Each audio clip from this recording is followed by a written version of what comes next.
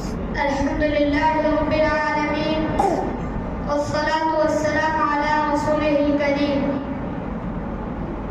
جناب صدر محترم اور سامعین اکرام اور میرے عزیز ساتھیوں،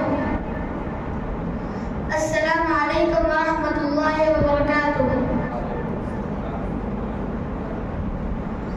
آج اس جشن یوم آزادی کے موقع پر مجھے جس موضوع پر لب کشائی کا موقع ملا ہے، اس کا عنوان ہے آزادی.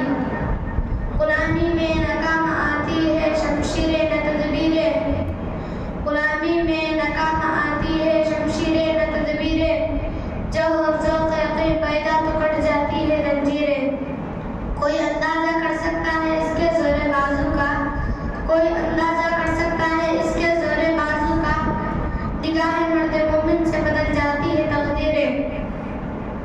محترم سامعین، آزادی اللہ کی ایک نعمت ہے.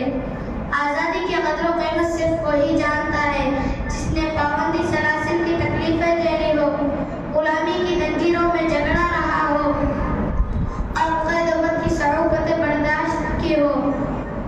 محترم سامعین،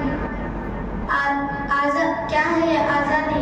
آزادی کھلی فضا میں سانس لینا ہے، اسلامی اصولوں کے مطابق زندگی گزارنا ہے، حق اور سچ بات کو کھل کر بیان کرنا ہے. سامعین اکرام، آزادی وہ ہے جس کے لیے ہزاروں ماں نے اپنے بیٹوں کو قربان کیا اور لاکھوں بہنوں اور بیٹیوں نے اپنی عزتوں کی حفاظت کے خاطر اپنی جان دے دی ہے. سامعین، میں بات کہنے پر مجبور ہوں کہ دور حاضر میں ہندوستانی لوگوں کو آزادی کی قیمت کا اندازہ نہیں، کیونکہ ہم نے قید کو محسوس نہیں کیا. لیکن جو حالات ہیں، اگر ہم نے ان حالات کو اپنے قابو میں نہ کیا اور اپنی ذمہ داری نہ نبھائی اور اپنے رویے کو تبدیل نہ کیا تو وہ وقت دور نہیں جب ہم خود کو آزاد نہیں کہہ سکیں گے. اللہ تعالیٰ میرے وطن کو تا قیامت آباد رکھے. آخر میں اپنی اس تقریر کو اس شعر کے ساتھ ختم کر رہا ہوں. وفاداری وطن سے ہو یہی اسلام کہتا ہے، وفاداری وطن سے ہو یہی اسلام کہتا ہے. ہم دل کے ہر گوشے میں ہندوستان رکھتے ہیں. وآخر دعوانا الحمدللہ.